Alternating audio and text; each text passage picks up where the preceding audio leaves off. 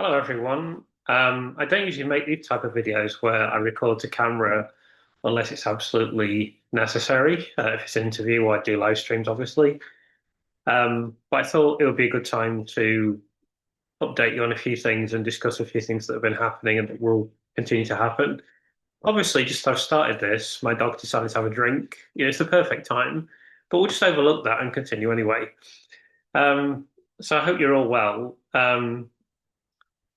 I've made a list of topics I want to discuss, some of which are to do with Lucy's case, some of which are to do with me.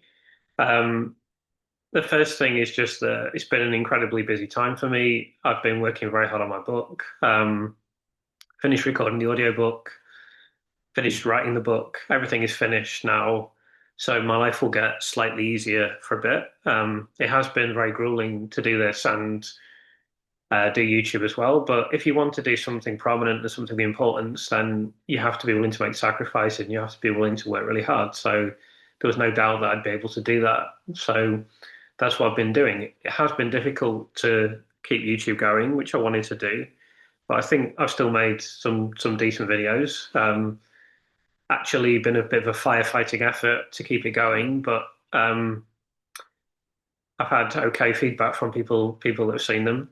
I also wanted to apologize. I know I don't need to apologize, and I know you'll all say we understand, but I've not been able to be active in the comments, or certainly not as active as I would want to be. Um, and I've hardly answered anything for a few days, and that's just purely because of no time and, to be honest, no energy. Um, it's just literally all I could do was to get through the audiobook. I've been traveling a lot. As you can see, the background's different because I'm living with my friend for some months now. And I've been still been working on the book. There's a lot of things to go through. One day I might tell you the whole process of what was involved, but it has been an enormously busy time, but it'll be slightly less busy from now on, and I should be able to concentrate a bit more on YouTube. So obviously I've completed the book and now things are moving towards the release date of the 9th of July. You will be hearing more about the book soon. At the time that I'm recording this, it's just after Peter Hitchens has a column by Peter Hitchens has been released in which he talks about my book for the first time. So that's the kind of first mainstream media coverage, which of course is very much appreciated. Um, there's going to be more. You'll be hearing more about the book soon. So keep your eyes peeled and your ears open. I won't say any more than that. But also, the part of the reason I won't say any more than that is I don't know what's going to happen to me over the next 2 months. We'll have to wait and see. But I will do everything I can to ensure that the book is successful because it's a very important topic, and I've taken the best part of 3 years out of my life to research this topic and write the book and so forth. And the reason I did that was to play hopefully a small role in, or hopefully even a significant role in having having this egregious miscarriage of justice overturned. Every day is precious in life, and the days are seeping away from Lucy rapidly, and that's completely wrong. So, yeah, I'm I'm certain that you're going to hear more. I don't know what's going to happen, but you just have to wait and see. Um, I've also done some filming for a video that will appear soon that will tell people more about the book and contextualize things. So you'll see that at some point. It's not on my channel. It won't be on my channel. Filmed this a couple of weeks ago, and it'll come out over the weeks to come. I won't give all the details at this time, but I'm really pleased with that video. It's very powerful. So I'm looking forward to you being able to see that as well. I've been asked some questions recently about Amazon and the date that is written on Amazon. So the reason that Amazon lists the book as being available on the 20th of July is due to distribution. Um, they haven't received the printed book yet because the book is with the printers. So that date will change and be updated as the book becomes available to them. Um, there can sometimes be small delays with Amazon. I hope that doesn't happen. It's not something I have any control over, of course, but that date is just a placeholder until they receive physical copies of the book, which will happen very soon. So I just wanted to make that clear. The problem you always have is you get questions and then you answer them and then people don't see the answers. So I thought it'd be a good time for me to record this video and try to address some of the issues that I do see mentioned. So if I just answer it for one person, then people don't see it. Hopefully, they're more likely to see it if I put it in a video. But actually dealing with the book and YouTube has been a firefighting effort, really. Um, Obviously, I needed to prioritize the book because there's a lead-in date, there's a date it needs to be finished by, there's a date it needs to be printed by, there's a date it needs to be distributed by. You're working to pretty tight deadlines, and I must say that recording an audiobook is hard work. It was really hard work. It's it really is kind of a bit like it's a bit like recording a political speech, but the political speech, how you have to speak in a certain way, not the way that I am now.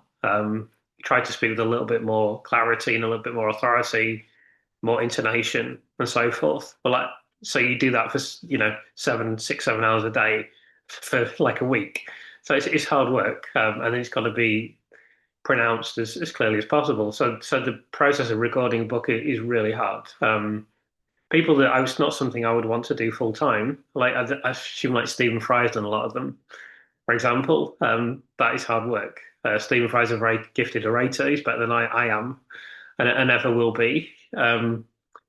So maybe it's a little bit easier for him, but it's not an easy thing to do. It is very grueling.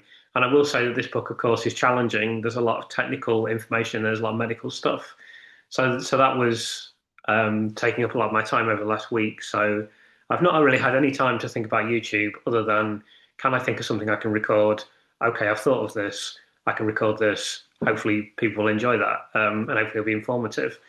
Usually, I do put a little bit more thought into it than that, and I try to vary the videos, and I try to do different types of videos. That just hasn't been possible due to a lack of time. But I'm hoping that I'll have time to arrange and work on more interviews in the foreseeable future, because there's quite a few people that there's a lot of people that I could bring onto the channel. Some of them have been on before, some of them have not been on before, but I would certainly like to do that. Another thing I want to mention at this point, while we're discussing YouTube, is that it's possible that I'm going to switch to recording short videos every day rather than what I'm doing at present. And there's numerous reasons for that. One of the reasons is that I need to think about my schedule around the time that the book is released. So I would like to still be recording on YouTube, but also I need to give people time to go away and read the actual book, not be giving them hours and hours and hours of podcast, long involved videos that take a long time to go into. I I'd like to make, maybe a 20-minute video, maybe 30 at the most, but then release them every day. Sometimes short, maybe 50 minutes. I don't know. I'll see how it works out. But I'd like to do that every day for maybe the next month. But I don't know if I'll actually manage to do that because I need to think about the topics. But I've now got the time to do that. And I think that would be a kind of ideal schedule for fitting around my book. And it's something I've wanted to try for a long time to see how it goes. Because some people don't have the time to watch an hour-long video. And it may not work out really well, and it may not be something I do again. But I just think, given that, as I say, I know are looking forward to the book, and they're going to want to have the time to sit down and read it. And it's a big read. It's not a coffee table book. It's approximately 450 pages. So people need the time to get through it. So I don't want to. I don't want you to devote your entire life to me. I know we all care. You all care about the Lucy Letby case very much, and that's great, and I think that's justified, of course. But I don't want to give you 1.5 hour video and my book, and then I want to make it so that you can have a bit of balance in your lives. So I'm thinking about doing that. If I can make it happen, then I probably will, and I'll probably start that quite soon. But then also, I have so there's one video interview I've already recorded that's not going to come out before the book is released. That will come out afterwards. It'll come out in July at some point, and that's going to be a really powerful one. And it's a long one. It's 2 hours. But I just know that people are going to. That's going to be, I think, one that's going to be really appreciated. It'd probably be one of the more viral ones that I've made. I would imagine. So I will release that at an appropriate juncture in July, and I'll try to record some other interviews. But I'm probably going to switch to making short videos for a while. and then it may switch back, or I may vary it a little bit. But I think I'd like to have a period of making short videos. So another thing that's taken up my time is I just got back today from being in London. Obviously, a lot of that period was dedicated to recording the audiobook. And the other period was over the last day or so was dedicated to attending the 19 Nurses event at the University College London. Um, so I spoke at that event, and there were many other great speakers, and they will be on YouTube relatively soon. I don't know how long it will take, but they were certainly all recorded, and they'll appear on the 19 Nurses YouTube channel. I'm sure that many of you are familiar with that, but if you're not, then check it out now because there's recordings from previous events as well. As I say, I did speak for 10 minutes, so my talk will be up eventually. And the founders of 19 Nurses have given me the permission to use some of their content on this channel to make presentations. So there's a good chance that I will do that as well. Um, I don't know how many people watching this were in attendance, but I feel like virtually everyone that was there came up to me. So that's really obviously a big difference in my life because I've not been in a situation before where I'm so recognized, and that takes a little bit of adjustment. But overall, it's really, really nice. People say the nicest things to me and show enormous amount of gratitude for the work that I've done and that I'll continue to do. So that's obviously very much appreciated. And it's lovely to meet people, and it's nice to put a face to a name that I've seen the name and I don't know what the person looks like or sounds like. That's always really nice. So if you do see me and you do want to come and say hello in the future and you didn't, or you haven't encountered me yet, please do because it's just nice to meet people. And I mean, it's a I know it can be a little bit strange. Like, I mean, sometimes you meet someone and they feel as if they know you. Of course, you don't know them. And then also, people will meet you. I mean, quite a few people came up to me and said, oh, I met you for a minute like 11 months ago. And they obviously remember it. And it's hard for me, obviously, to remember everyone.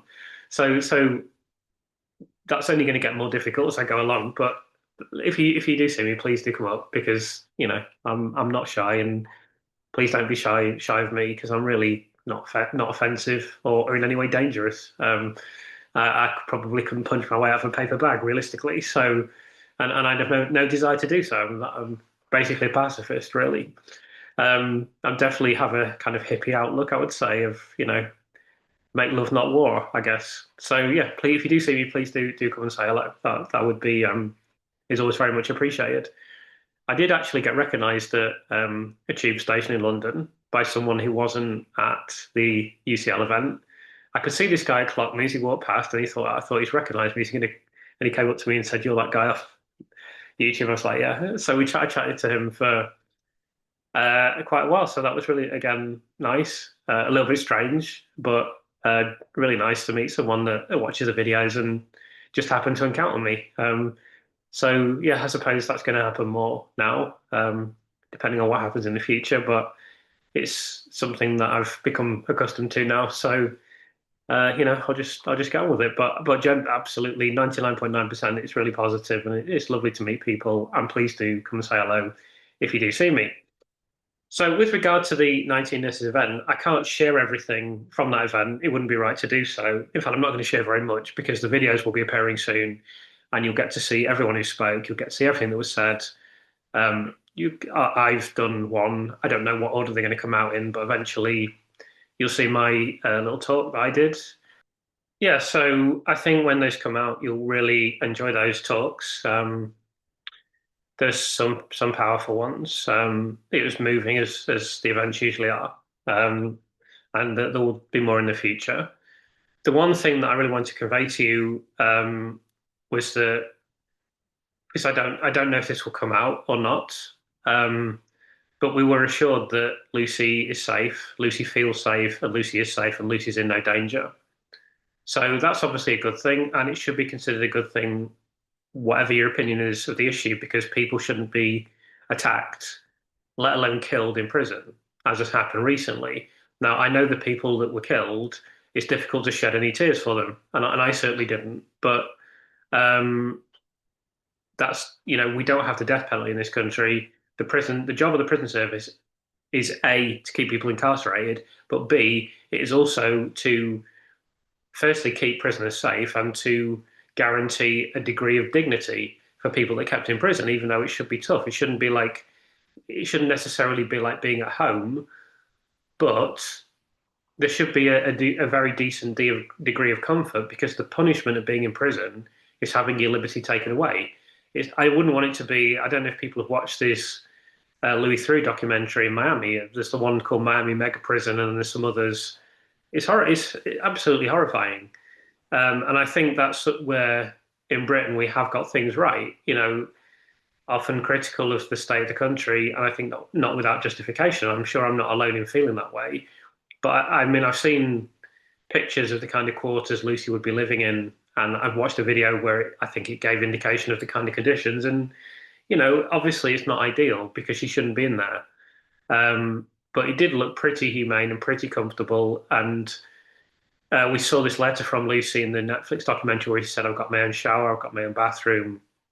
That's a good thing. It's a good thing if prisoners are kept in conditions that are humane. They shouldn't be kept in inhumane conditions. And we're reassured that Lucy's safe. So she's adjusting to life on the inside as best as she can, and she's okay. She's as well as she can be under the circumstances. The last thing I need to just say to you is that we need to keep fighting in this case, and we also need to be patient. I understand. I mean, I've heard this expressed by many people recently. I know the gentleman I met at the tube station was expressing this sentiment, and I entirely understand it. Um, it's frustrating. It's frustrating when you see something of this magnitude, an injustice of this magnitude, and yet nothing is happening, or seemingly nothing is happening. Um, and I understand that frustration, but I just want people to understand that we're going to have to be patient and we're going to have to keep fighting. We're going to have to keep doing what we've been doing. And you're all a massive part of that. I need your support with the book, and it's important you keep doing what you've been doing, which is speaking out both virtually, online, and in the more traditional platforms and fora of speaking to people face to face.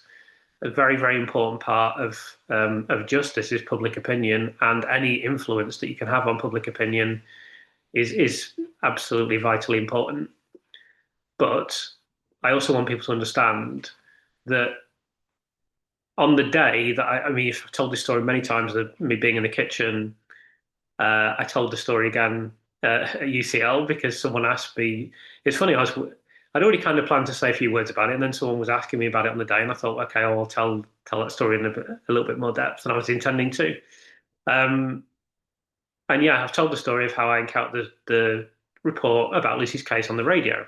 On the day that I heard about that, having done 4 or 5 hours research, having watched the panorama, having heard the radio, then I did a couple more hours research, I was thinking very strongly this could easily be a miscarriage of justice. I clearly need to understand things a lot better than I do now, but there's a distinct possibility this is miscarriage of justice. Already at that point, I knew this woman who I knew nothing about at the time except that she didn't fit the profile of a serial killer. This woman's been put away for 14 life sentences at the time. I said I probably would have wrongly thought it was life sentences at the time. Of course, it's 14 full life orders. Now it's 15 full life orders. So an enormous, brutal sentence. And I knew it's going to be really difficult to get her out of prison. It's going to take an enormous effort from lots of people. It's going to take some very credentialed people. It's going to need lots of media. It's going to be hard to do. And I thought it would be a lot harder to get the mainstream media involved than it has been. And I think for me, I'm not even quite sure how to describe it. Uplifted might be the right word by the journalists that I've met and spoken with and got to know in some cases, who I have enormous respect for, who've done such amazing work to get this into the mainstream. But as I've said before, the catalyst of that is people online. It is grassroots activism. I mean, I've said several times, I'll say again, Cleese played a key role by getting Rachel Aviv involved, and then there was the New Yorker article. Um, But I didn't, if you said to me on that day, that was less than 3 years ago, do you think there'll be a massive mainstream media presence and interest in this case to the extent that there is now within 3 years? I said, absolutely not. Very little chance of that. Because it usually takes ages to get any attention to a wrongful conviction. It can be very, very hard. And there's never been this level. There's never been this level of support for someone ever. I mean, this is probably it. Obviously, it clearly is the biggest appeal, the biggest collection of expertise, the most prominent kind of campaign regarding a miscarriage of justice in British history, no doubt. But it could be the biggest one globally. I'm doubtful there's ever been. There's now 33 experts in Mark's panel who submitted reports to the Criminal Cases Review Commission. I'm doubtful there's ever been an appeal anywhere in the world with 33 experts of this caliber. This is extraordinary. This is going to go down in global history, but certainly British history for centuries. So what's happened is incredible. And I understand the timeframes are frustrating, and I understand it's frustrating that Lucy's still in prison. But we have achieved a lot, and we do need to be patient, and we do have to understand that the criminal justice system takes time. And I don't want people to get discouraged, and I don't want people to think, oh, I feel like there's no hope. I mean, Lucy's got more hope than anyone that's ever been wrongly convicted because she's got the level of support that's not been seen before. And it's really important that we all stay the course and keep doing what we're doing and don't get discouraged and don't let a chin go down. Remember that she's got to every day wake up in solitary confinement in a classic category A prison, knowing she's innocent, knowing she's done nothing wrong. Her career's gone. Don't know if she's going to be able to have a family. Don't really know if she's going to recover psychologically. And somehow she's got to keep fighting every day, and she's got to find reasons to live, and she's got to find reasons to have a positive, somewhat psychologically sound outlook from day to day. She's got to find. I don't know if people played the last of this game. Absolutely brilliant. The first one, I loved it. The second one was a bit depressing, but there was still some good bits in it. But the first one is a masterpiece narrative. Nothing original about it, but just beautifully executed. And right at the end, when the central character goes, they're in a horrible situation, a horrible dystopian situation. He just says, the guy's lost his daughter. He's been through incredible trauma, just like Lucy has. And he says, you keep finding something to fight for. And that's what Lucy has to do every day. She has to keep finding something to fight for. She has to keep finding a reason to be a human, basically. And I think if she can do that, we've got to be patient, and we've got to stay the course and understand that this can't be resolved as quickly as we might want it to be. So yeah, I hope I've kind of addressed all of the issues that I wanted to, and that they're outstanding. As I say, I may switch to a different type of content over the next month as the build up to my book continues. I receive so many people saying, I can't wait for your book. I can't wait for your book. Always telling me. So that's really nice to hear, of course. That's a real privilege for any writer. And I'll do everything I can to make it as big as I can and to help Lucy, because I think,